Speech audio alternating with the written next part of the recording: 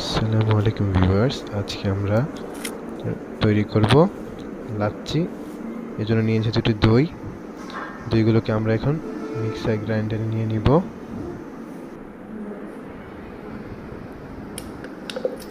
তো এখানে মিক্সিং গ্রাইন্ডারে নিয়ে নিচ্ছি দইগুলো।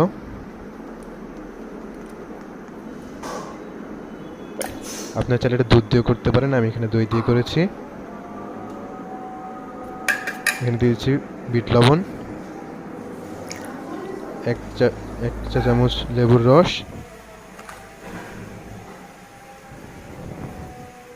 এখানে আমি দিয়েছি এবার তিন চা চামচ চিনি। আপনার চাইলে এখানে গুঁড়ো দিতে পারেন, আমি একটু গুঁড়ো দিব। তো এখানে নিয়ে নিয়েছি আমি গুড়কে পানি দিয়ে ভেজে রেখেছিলাম, এই গুড়টাকে নিয়ে নিয়েছি।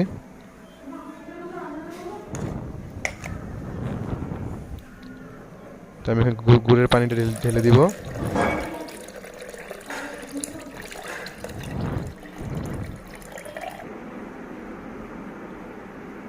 এখানে আবার একটু বিট লবণ দিয়ে নিয়েছি, কারণ বিট লবণটা আপনার সবচেয়ে বেশি কার্যকর হবে এই টেস্টটা বাড়ানোর জন্য।